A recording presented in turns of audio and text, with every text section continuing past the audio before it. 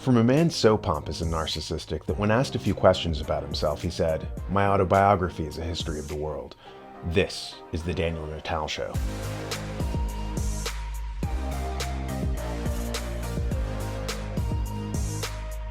Speaking of pompous and narcissistic, the last media cycle has been distraction theater to get your attention diverted away from real events taking place around the world.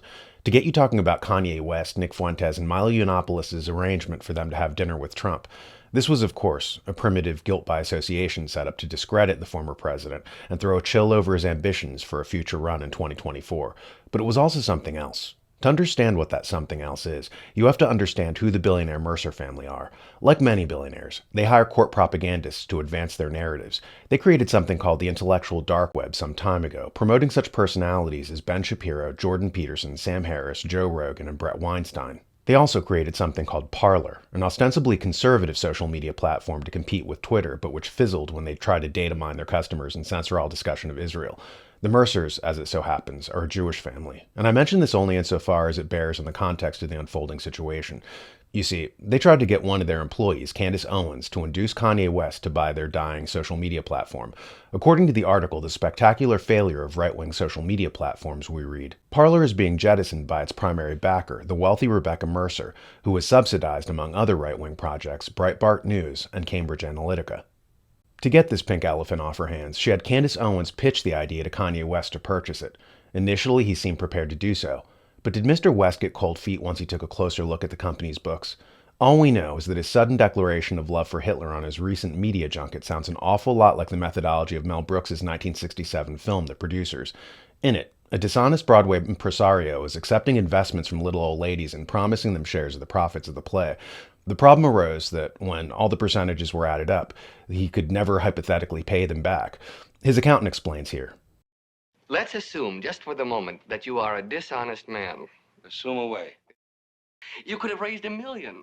But the play cost me only $60,000 to produce. And how long did it run? One night. Do you see? Do you see what I'm trying to tell you? You could have raised $1 million, put on a $60,000 flop, and kept the rest. But what if the play was a hit? Well, then you'd go to jail. See, once the play's a hit, you have to pay off all the backers. And with so many backers, there could never be enough profits to go around. Get it? Uh-huh. Uh-huh.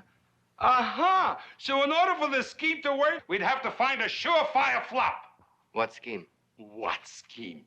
Your scheme, you bloody little genius. I meant no scheme. I merely posed a little academic accounting theory. It was just a thought. Bloom, worlds are turned on such thoughts. Their solution is to mount a flop. So their brainstorm, staging a play called Springtime for Hitler to turn off audiences. Germany was having trouble, what a sad, sad story.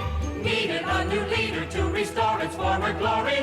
Where, oh, where was he? Where could that man be? We looked around, and then we found the man for you and me. And now it's springtime for Hitler and Germany. Deutschland is happy and gay. And just as per template, Kanye West began tweaking the paranoia of the Mercer family by pretending to suddenly be flirting with neo-Nazi nostalgia. He went on to InfoWars as an example and donned a bizarre black mask as he made comments like this. Every human being has something of value that they brought to the table, especially Hitler. Do I round up Jews in Nazi Germany? Do I get love then? Schwarzenegger said he loved Hitler. They gave him an award. I'm just saying, I don't like Nazis, and I don't like what some of the mafias are doing either. I like Hitler.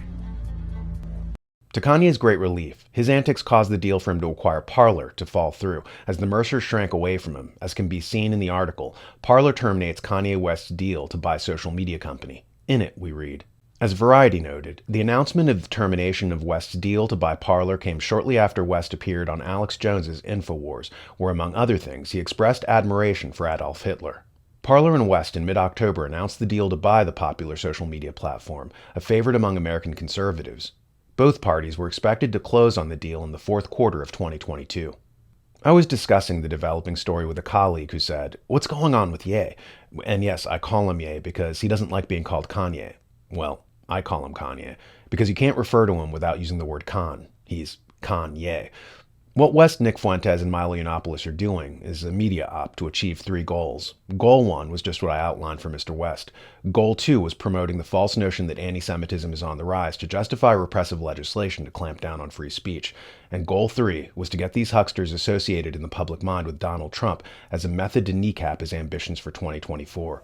Remember, people, if it's on legacy media and it's being hyped as the next big thing, understand that the chances for it being a psyop are very, very good.